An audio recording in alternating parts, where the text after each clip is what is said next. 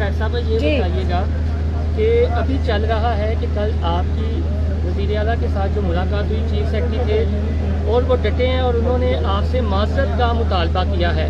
और दूसरा, कल प्रेस कॉन्फ्रेंस में आपने एक बात की थी कि चीफ सेक्रेटरी को हक़ाइक़ मसक करके बताएंगे।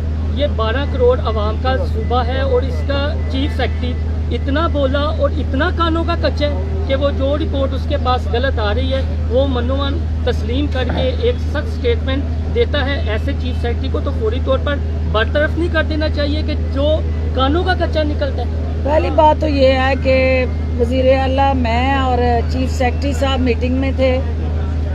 फरिश्ते थे तो फरिश्ते आप तक उनकी रसाई होगी।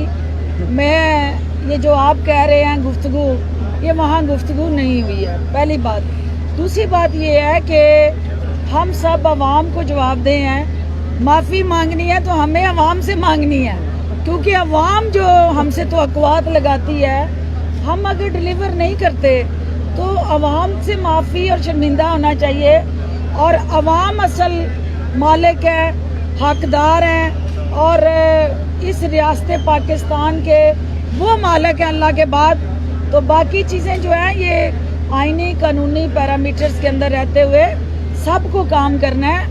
और जहाँ अच्छा काम होगा वहाँ हम उन्हें शाबाश देंगे, जहाँ पे कोताही होगी तो वहाँ जज़ा और सज़ा का अमल जो है वो मुतारफ़ करवाया जाएगा। और गधे और घोड़े एक अस्तबल में अब नहीं बांधे जाएंगे।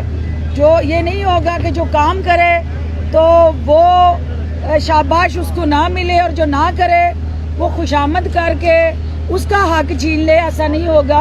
अब परफॉर्मेंस ही एक पैरामीटर है, आपको परफॉर्म करना है, आवाम के सामने उनके बुनियादी मसाइल का तदारक करना है। और वज़ीर आज़म इमरान खान हूँ या वज़ीर आला उस्मान बुज़दार हूँ, उनकी टीम में सिर्फ़ और सिर्फ परफार्मर ही रह सकता है, किसी और को उस टीम में रहने की जगह नहीं है। ज़िलाई इंतज़ामिया उनको मैं ये पैगाम देती हूँ कि हुकूमत और आप इस गाड़ी के दो पहिए हैं, और हुकूमत जो है वो तन्हा अवाम के दुखों के मदावे के लिए जो कोशिशें कर रही है वो उस वक्त तक कामयाब नहीं हो सकती जब तक सिद्के दिल से ब्यूरोक्रेसी हुकूमत के उन अहकामात पे अमल दरामद को यकीनी नहीं बनाएगी।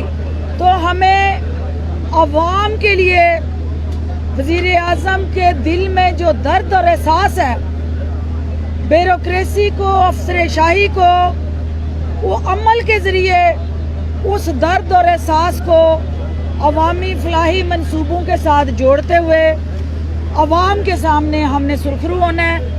और वो ब्यूरोक्रेसी हो, वो अवामी नुमाइंदे हों, हर वो शख्स जो अवाम के टैक्स पेयर से तनख्वाह लेता है वो अवाम को जवाबदेह है। और हम सब अवाम को जवाबदेह हैं। आप सब